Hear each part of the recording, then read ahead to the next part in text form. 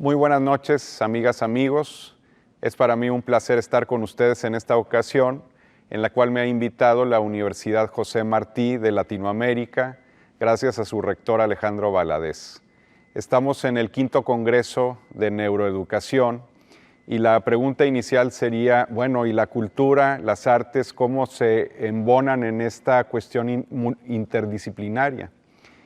El primer punto que diría yo es que el constructo de cultura y de las artes es algo muy complejo que evidentemente también tiene que ver mucho con la percepción, con el cerebro, con cómo percibimos nuestro mundo y por supuesto en este caso cómo se embona con la creatividad, con toda esa parte lúdica de conocimiento, no solamente vamos a decir desde un punto de vista de esparcimiento, sino algo mucho más complejo que nos hace reflexionar, que nos cambia incluso nuestras percepciones. Y el día de hoy tengo una ponencia precisamente que va a tocar algunos de estos puntos de una forma tangencial, no es una ponencia, vamos a decir, absolutista en todo el sentido de la palabra, pero me parece que va a ser interesante porque nos va a mostrar un poco los elementos fundamentales de este contexto de la cultura, un poco su configuración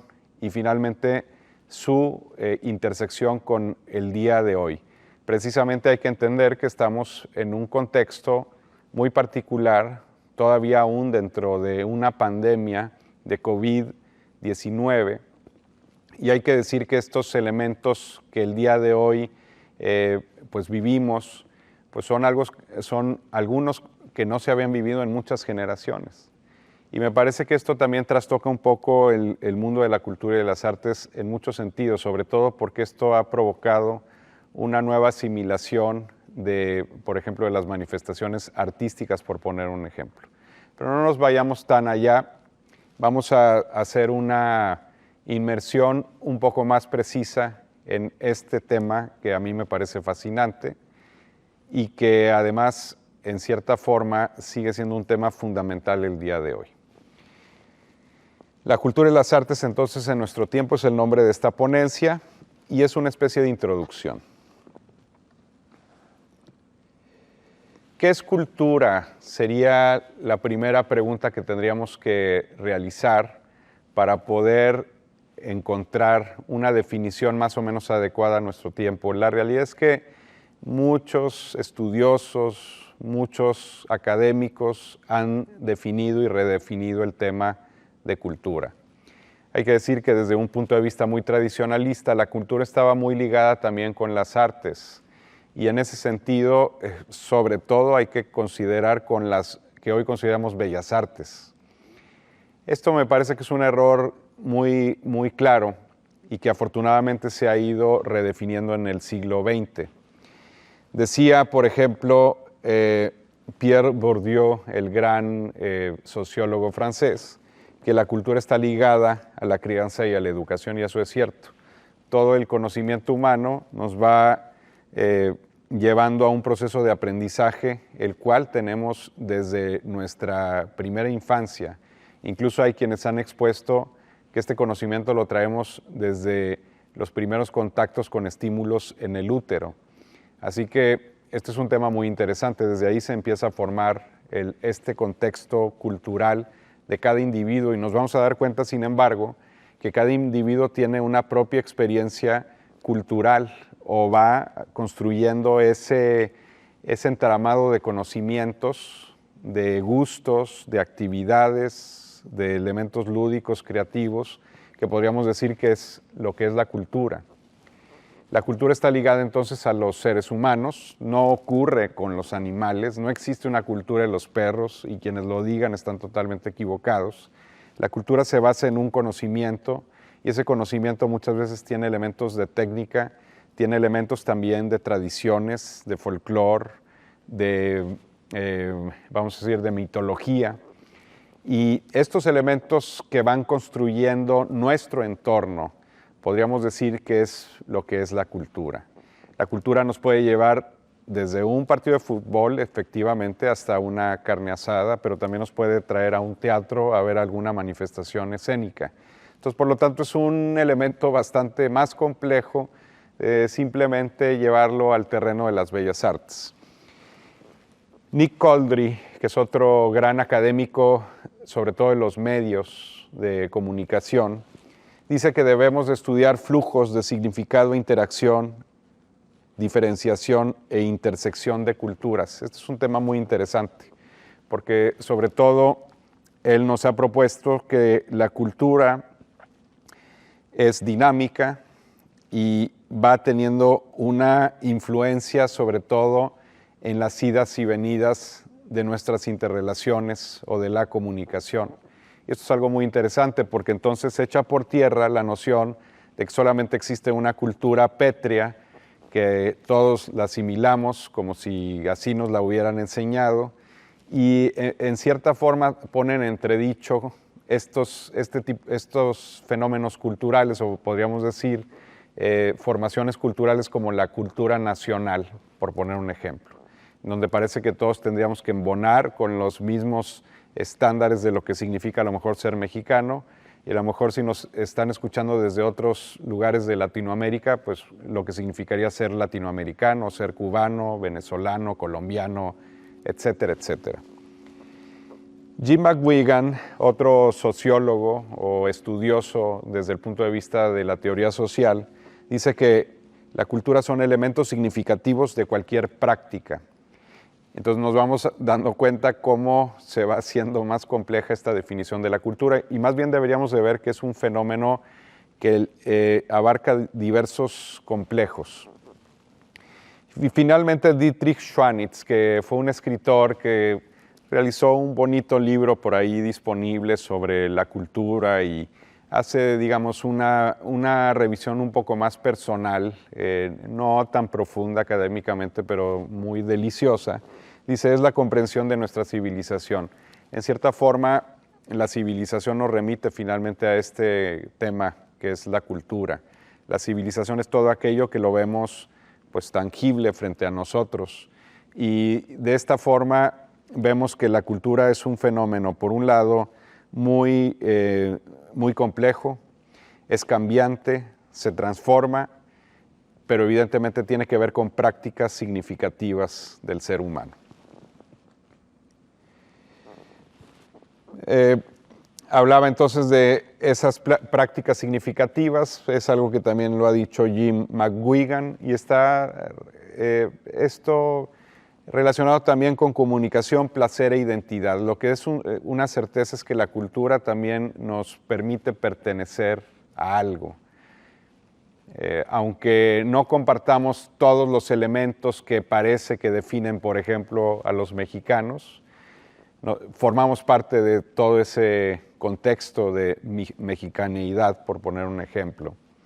Y entonces en ese sentido, pues podemos apropiarnos de ciertos elementos y rechazar otros, pero desde un punto de vista más global, pues sí, es cierto, tenemos esa etiqueta de mexicanos y muchas veces lo creamos o no, la asumimos, por ejemplo, cuando realizamos viajes fuera del país o nos encontramos con otras comunidades distintas.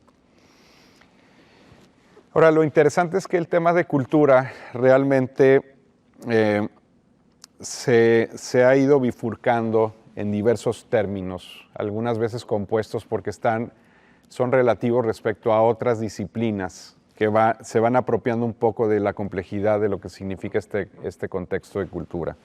Por ejemplo, el capitalismo cultural, que es la producción y circulación de bienes culturales y servicios, que tiene un papel predominante en el capitalismo actual. Y esto está muy relacionado también con la economía creativa, con la economía naranja, así se le ha llamado en algunos países. Y es interesante porque también de alguna forma nos ha llevado a comprender que la cultura y las artes también pueden ser procesos generadores de riqueza. Y esto sería el terreno, por ejemplo, de la economía.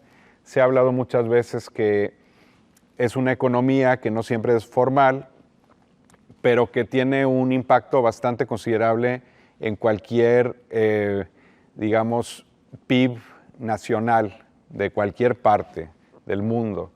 En el caso de México se habla que estamos entre un 3.5 hasta estudiosos que hablan que estamos en un 8%, que tiene que ver con la cultura y las artes, por ejemplo.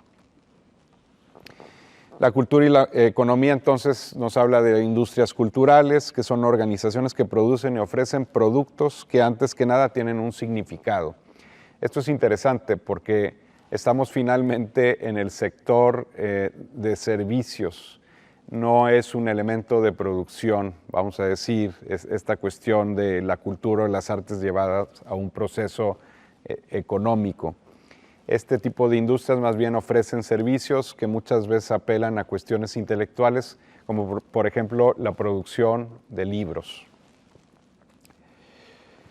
También la cultura y la sociedad.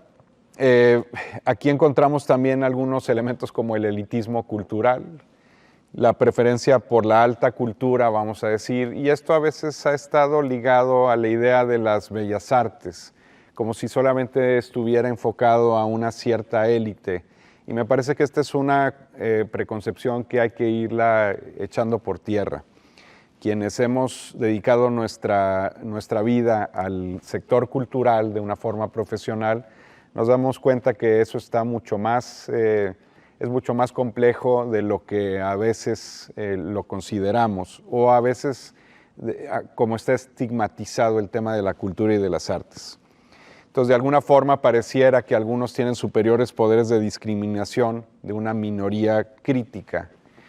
Y esto, pues, es un error y nos lleva también a juicios de valor. La cultura, como dije hace unos momentos, es compleja, pero no necesariamente está dada esa complejidad o su importancia por juicios de valor. No podemos decir, por ejemplo, que una música académica, clásica, sea superior necesariamente al folclore en un juicio de valor. Son elementos totalmente distintos, cada uno tiene sus características, por poner un ejemplo. También está la cultura y los medios, y esto nos lleva a la otra parte. Si hablábamos también de ciertos elementos elitistas, pues están también los elementos populistas. Hay, por ejemplo, siempre hay esa idea de que la academia prefiere lo popular frente a la élite cultural, sobre todo en los estudios actuales. Y la idea actual prevaleciente es que si es popular debe de ser bueno, lo cual sería el otro lado de la moneda respecto a lo que estaba yo comentando del elitismo cultural. Definitivamente no es así y podríamos pensar en lo que han dicho muchos grandes músicos, tanto del género académico clásico occidental hasta grandes músicos de rock. En realidad deberíamos de pensar que hay arte que tiene calidad y arte que no tiene calidad. También está el elemento de la cultura y la gobernanza con las políticas culturales. Aquí vemos acciones deliberadas en el campo cultural llevado a cabo por los gobiernos. Cuando hablamos de políticas culturales, son los elementos distintivos de gobernanza de cada entidad. Pensemos municipios, pensemos estados, pensemos países. Y sobre esta gobernanza se construye, por supuesto, esas líneas que van a darnos el mapa conceptual sobre lo cual va a estar estructurado el tema de la cultura, en el sector público principalmente, pero hay que decir que esto se ramifica incluso hasta el sector privado. Ahora, yo hablaba anteriormente del individuo y el sistema cultural, y me parece que esta es una parte interesante porque sí trastoca este tema de la neuroeducación. O sea, finalmente hay que entender que la forma en la que nosotros nos evaluamos o nos consideramos dentro de un complejo cultural, un conjunto de seres humanos que tenemos ciertas características y rasgos, en realidad tiene mucho que ver con nuestra percepción, la percepción que nosotros tenemos dentro de ese complejo. Entonces, aquí tenemos que ser cuidadosos al asumir que los individuos viven sin contradicciones los roles y descripciones asignados dentro de la cultura. Esto es un tema interesante porque va un poco relativo a lo que decía al inicio de esta ponencia. Los individuos todos tenemos nuestra forma de asimilar o reasimilar nuestra posición dentro de ese entramado cultural al cual pertenecemos, ya sea una nación, una comunidad, ya sea un estado, ya sea un elemento mucho más grande. Asumámonos, por ejemplo, como latinoamericanos, y eso también nos hace pertenecer a un club específico que está relacionado con la forma en la que nosotros nos concebimos dentro del mundo. Sin embargo, como individuos siempre estamos activamente buscando un sentido a la vida, y este sentido a la vida es cómo asimilamos también nuestras condiciones y los fracasos o los éxitos que tenemos dentro de la misma, ¿no?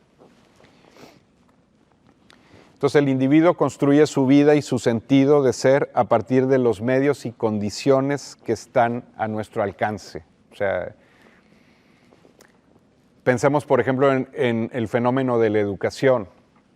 Pues es un proceso de asimilación y es de contacto entre lo que nos han dado nuestros padres por un lado o nuestro entorno familiar, si ha faltado por ejemplo los padres o los que han sustituido esa función que tienen los padres, por ejemplo en una primera instancia, pero también hay que decir que esto nos lleva a la colectividad, a las relaciones que vamos teniendo en nuestra formación, a la importancia de la escuela como otra base formativa. En fin, todos esos elementos son mediadores y más allá de eso, pues tenemos el acceso a la información a través de los libros y el día de hoy a través de las plataformas digitales, del internet. Todo eso va creando ese constructo que vamos realizando en la vida. Y eso, por supuesto, es un constructo cultural. Uno está dentro o fuera de la narrativa de una cultura en la medida que se tienen recursos de acceso a esto. Pero recursos no desde un punto de vista material, son recursos intelectuales. Si podemos leer, si sabemos leer, pues evidentemente están a nuestro acceso ciertos elementos que de otra forma no los tendríamos. Pensemos una vez más en los libros o pensemos, por ejemplo, en los navegadores de Internet. Debemos de contar con ciertos elementos, ciertos recursos para poder adentrarnos en las narrativas culturales. El problema es que al pertenecer a un estatus menor, uno se va marginalizando. Y el estatus menor igualmente no necesariamente tiene que ver con la cuestión del recurso económico, tiene que ver con la cuestión del recurso intelectual, con las herramientas que tenemos en nuestra configuración de seres humanos, en nuestra educación. Entonces, hay que decir que el terreno actual de los estudios culturales nos han llevado más y han llevado a los expertos, a los académicos, a trazar un complejo más enfocado a las experiencias individuales, echando entonces por tierra todos esos años en los cuales se consideraba que la cultura no era algo que debía de cuestionarse, era algo que estaba dado, ¿no? Y entonces si eras alemán, pues tenías que tener ciertas características. Y sé que en la actualidad todavía muchas veces jugamos con esos contextos. Pensamos, por ejemplo, quienes somos o vivimos en Nuevo León, en el norte de México, en Monterrey o en alguna de las otras ciudades. Hemos creado un contexto en el cual pensamos que la cultura del norte es una cultura de esfuerzo, de trabajo, de éxito paulatino, y nos damos cuenta que eso es mucho más complejo de lo que la idea nos dice, ¿no? Y lo interesante sería preguntarnos cómo nos sentimos nosotros dentro de ese contexto cultural. O sea, nuestra serie de valores personales se compagina realmente con el entorno en el que estamos o realmente se contrapone, ¿no?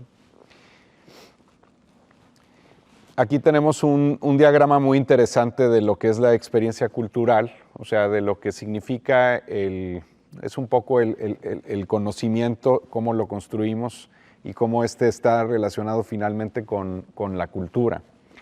Es un diagrama que realizó Nick Coldry, que me parece muy interesante y que yo lo traduje al español, y que pues básicamente habla que la experiencia cultural está basada en elecciones de consumo. Finalmente ese es nuestro gusto, ¿sí? Por ejemplo, yo voy al teatro, o yo voy a la ópera, o yo leo un libro.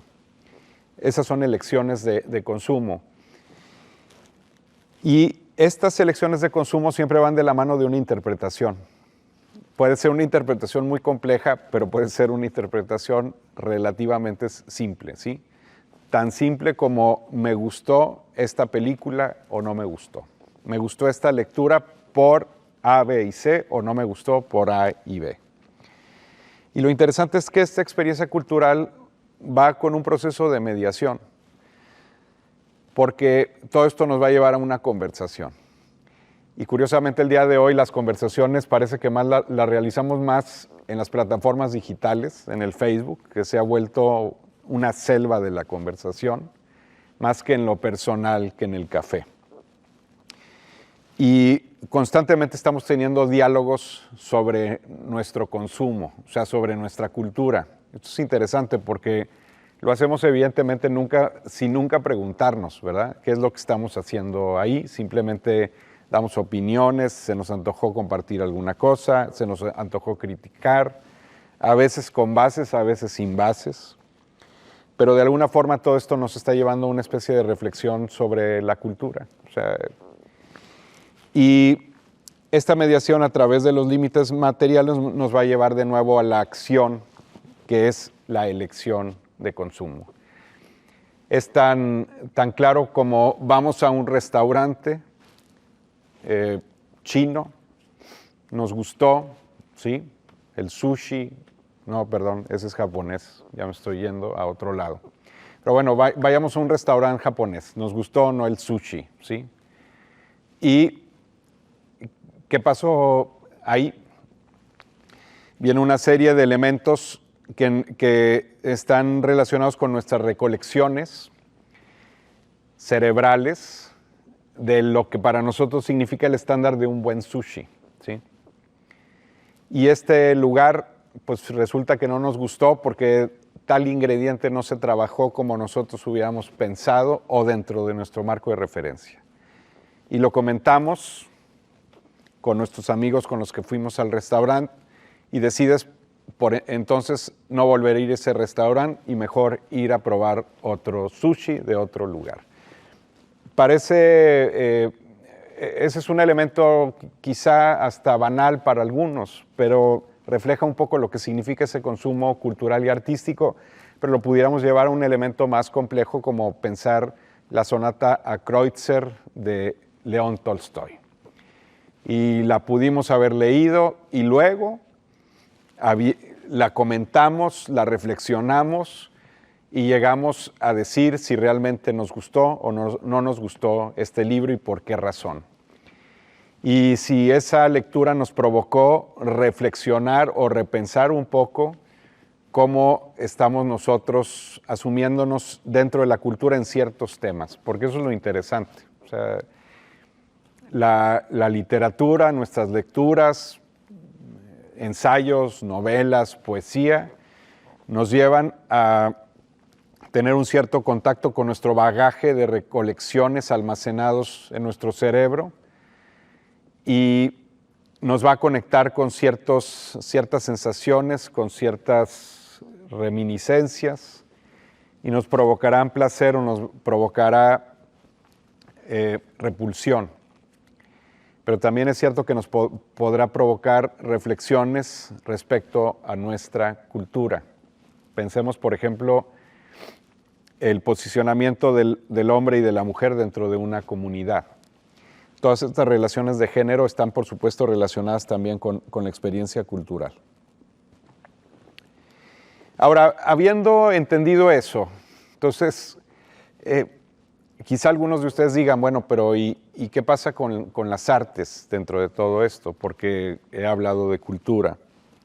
Hay que entender que cultura es como un complejo universal muy, muy, muy grande, abarca muchas cosas, muchas actividades, muchas prácticas del ser humano, todas aquellas que tienen un significado, pero dentro de ese complejo hay otros elementos también relativos a la creatividad y a las prácticas también humanas, y una de ellas, por supuesto, es el arte. ¿Qué podríamos decir que es el arte? Pues una obra de arte proviene de un proceso creativo, intelectual, neurológico también. Proviene de un elemento histórico, porque lo interesante es que el arte tiene una relación con su momento, ¿sí? Ya sea de vanguardia, o puede ser un arte actual, o incluso puede ser caduco. El arte también puede ser conservador, ¿sí? O reaccionario. Y finalmente, la cultura sobre la cual se desarrolló esa eclosión de creatividad individual, pero que en muchas ocasiones trastoca esa individualidad. ¿De qué forma podemos ejemplificar esto? Pensemos, por ejemplo, ahorita se me vienen a la cabeza los murales de José Clemente Orozco. Provienen, por supuesto, de una asimilación cultural personal, de un crecimiento cultural personal intelectual, pero curiosamente esa labor trasciende más allá de un mero hecho de realizar una obra de arte por el mero hecho de hacerla. Si uno va al Hospicio Cabañas en Guadalajara, se encontrará con estos murales inmensos, aplastantes, que hacen una lectura sobre la conquista de México, entre otras cosas, sobre las sociedades, sobre la sociedad prehispánica y la sociedad española. Y esto es interesante porque resulta que esta obra de arte es una obra que tiene un contexto histórico, tiene un contexto estético, que ese era otro de los puntos que me habían faltado. La estética va relacionada con una intencionalidad y con un proceso técnico que nos va a llevar a esa estética. Y finalmente está dentro de una cultura. ¿Esto qué significa? Que la obra de José Clemente Orozco no pudo haber surgido en Pekín, surgió en México. Entonces, existen dos sentidos del vocablo de las artes. Uno es el arte como actividad, y lo cual nos lleva a los oficios artísticos, y el otro es el arte como objeto producido, o sea, en sí, el objeto artístico, ¿sí? Uno son, digamos, las técnicas, ¿sí? Lo que nos lleva a, vamos a poner un ejemplo, a poner una obra de teatro, Esperando a Godot, ¿no? Pero el arte como objeto producido sería esa obra de teatro representada después de ese proceso que nos llevó a escenificarla con X o Y características. Entonces, el arte como actividad se define en relación y referencia con la naturaleza, como oposición a la naturaleza, como complemento a la naturaleza y como imitación a la naturaleza. Esas serían, digamos, las formas más usuales sobre las cuales se basa una obra de arte, quizá en un sentido clásico, pero casi podría decir que es algo que sigue teniendo una validez al día de hoy. De alguna forma hay que entender estas oposiciones, complementos o imitaciones dentro de ese contexto de las artes. Lo natural es lo que existe con independencia del trabajo y de la habilidad productiva del hombre. Esto me parece que es muy simple, ¿no? Están las montañas de gran belleza y podemos incluso atribuirles elementos estéticos, pero están relacionados con fuerzas físicas naturales totalmente ajenas a nosotros. Y lo artificial es aquello que el hombre produce con inteligencia, técnica, ciencia y trabajo. Por lo tanto, las bellas artes es un artificio, es un producto del hombre, ¿no? El Jardín de las Delicias del Bosco no se creó allá afuera en la naturaleza, no dejó las pinturas y de pronto con el tiempo se surgieron figuras caprichosas. Se trata de un trabajo realizado con una técnica, con una intencionalidad, con una estética, dentro de una cultura específica. Los objetos artísticos entonces son hechos sensoriales, los percibimos nosotros a través de los sentidos. Son sonoros, visuales, táctiles, olfativos y gustativos, producidos finalmente por la actividad del hombre. Ahí están los elementos sonoros, cualquier tipo de concierto, ¿no? Lo veríamos desde el punto de vista de un producto, pero si fuera desde el punto de vista de una creación, pues el músico que toca su guitarra o el director de orquesta que dirige una orquesta, ¿no? Los objetos visuales, pues ahí están el cine, las artes visuales, la fotografía, la pintura. Los táctiles son aquellos que tienen esa dimensión de poderse tocar. Quizá la escultura está a un medio camino entre lo táctil y lo visual, pero podríamos pensar que también ciertas artesanías lo están, como por ejemplo esta colección de Talavera poblana. Es un elemento evidentemente que tiene una fineza, un proceso de trabajo, una técnica, pero que también está hecho para que nosotros la podamos usar y tomarnos un cafecito o un café de olla o lo que sea. Los objetos olfativos, aquellos que van a llegar a través de nuestro sentido del olfato, que a veces es como el patito feo de nuestros sentidos, pero nos damos cuenta que si nos quedamos sin el olfato, la vida también cambia, ¿no? Eso me lleva, por ejemplo, ahorita a las experiencias que hay respecto al COVID-19, de gente que ha perdido, se le ha modificado el sentido del olfato, y pues evidentemente nos damos cuenta que es uno muy callado, pero muy importante en nuestra existencia. El hacer jabones, perfumes, todo son objetos, vamos a decir, artísticos o artesanos que nos llevan a ese sentido. Y por supuesto los gustativos. La gastronomía, que finalmente es parte de la cultura, y hoy ya se habla incluso del arte culinario, por supuesto son objetos perennes, porque nos los comemos en un momento particular, pero no así dejan de tener su complejidad y son exquisitos. Entonces, centrémonos que el arte es producto del hombre, es artificial, tiene una técnica, tiene un elemento de artisticidad, o sea, una cualidad sobreañadida intelectual o reflexiva, o reflexiva, y también contemplación, que es otro de los puntos que para mí me parecen fundamentales. El arte está hecho para ser experimentado por alguien.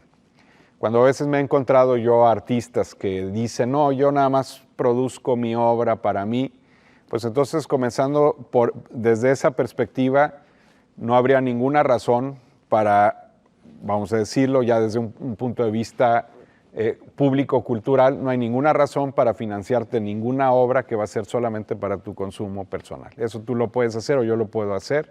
Yo puedo hacer mi libro de cuentos sin la intención de que se vaya a publicar, simplemente por el placer de hacerlo. Pero cuando la obra está destinada realmente a presenciarse colectivamente, a tener un impacto dentro de una sociedad, a estar destinado a un grupo cultural o humano, esa ya es otra cuestión. También es cierto que el arte tiene elementos de unicidad y de multiplicidad. Cuando hablamos de unicidad es que es una obra única, ¿sí? Irrepetible.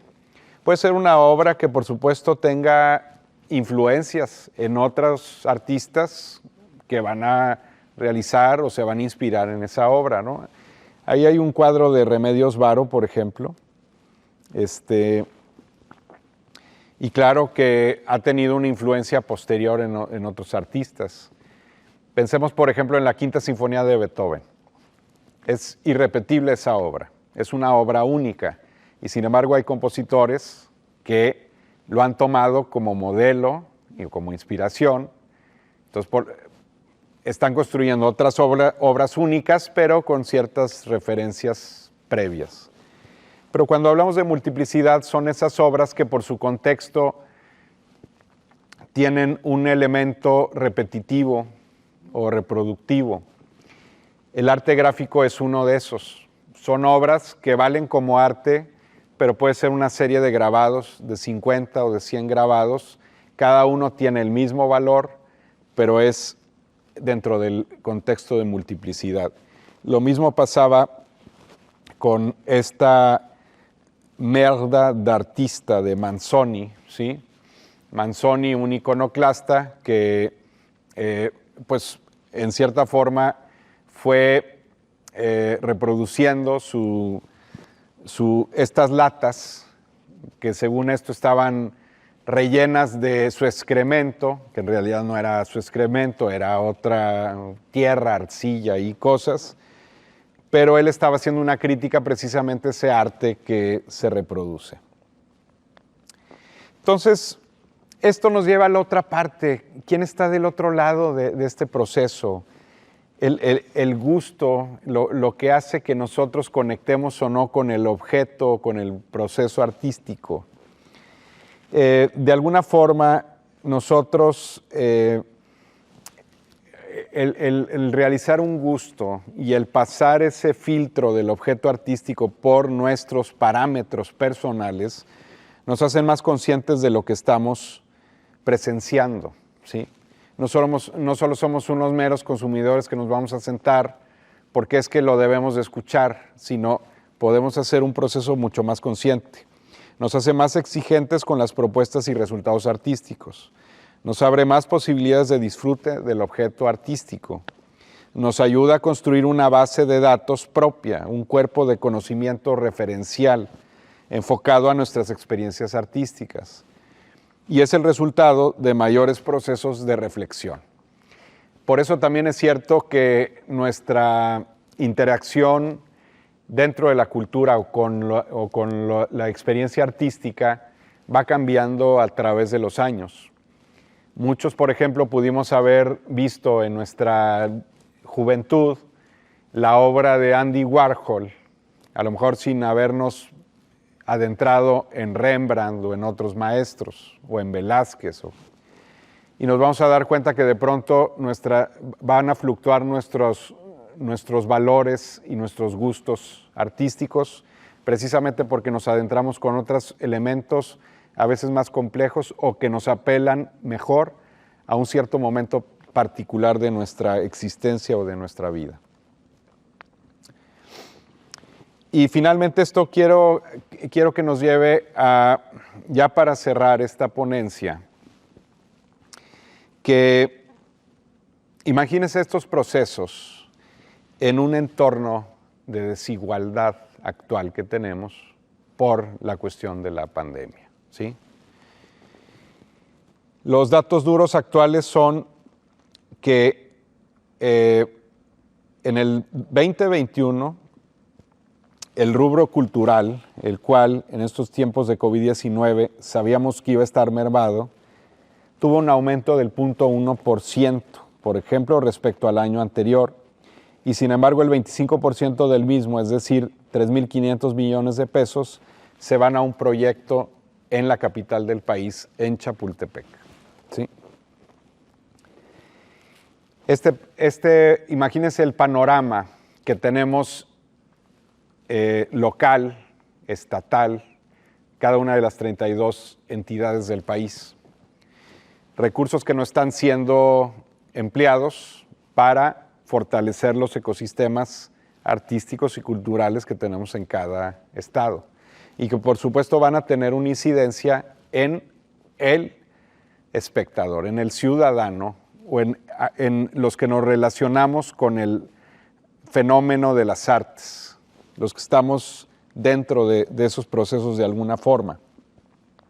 El panorama COVID-19 actual ha representado una gran crisis para el sector cultural, tanto a nivel mundial como nacional. De acuerdo al National Endowment for the Arts de Estados Unidos, podrían cerrar hasta el 70% de las empresas culturales de ese país. O sea, y en México las cosas no están digamos igual, o sea, no están lejanas más bien. ¿A qué me lleva esto? La importancia finalmente del papel que tiene la cultura y las artes en nuestro entorno el día de hoy. Hablábamos de elementos lúdicos, significativos, y todo esto está relacionado también con la paz interna y con la paz externa. No estamos abonando donde tendríamos que hacerlo en este momento particular histórico. Pareciera como que no encontramos las respuestas respecto a todas las cuestiones o todas las preguntas que tenemos en el marco de lo que ha significado esta pandemia, que es una tragedia, que para los que no están, digamos, al día con los números, acabamos de sobrepasar los 5 millones de muertes a nivel mundial. Si esa no es una tragedia, yo no sé qué es lo que es. Por lo tanto, nos quedan diversas estrategias, sin lugar a duda. El hecho de contar también con foros como este es una gran oportunidad, pues, para hablar un poco de los elementos cognitivos, intelectuales, de lo que significa verdaderamente este entramado que es la cultura y las artes, y que por ende nos pueden llevar también a fortalecer al sector, por ejemplo, a través de los esfuerzos académicos.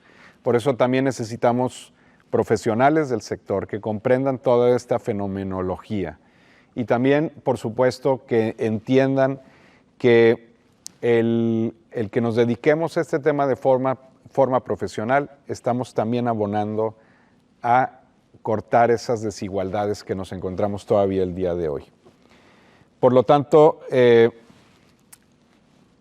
hay diversas estrategias que el día de hoy seguimos, instituciones o profesionales del sector, pero creo que uno de los puntos aquí claves será entender el fenómeno de la cultura como un fenómeno complejo de diversos niveles, que trae desde elementos cognitivos y formacionales hasta elementos relacionales dentro de un contexto histórico y siempre sujeto al elemento fundamental, que es el ser humano. O sea, ahí sí podríamos decir que el centro del contexto cultural, artístico, está en el hombre, en la mujer.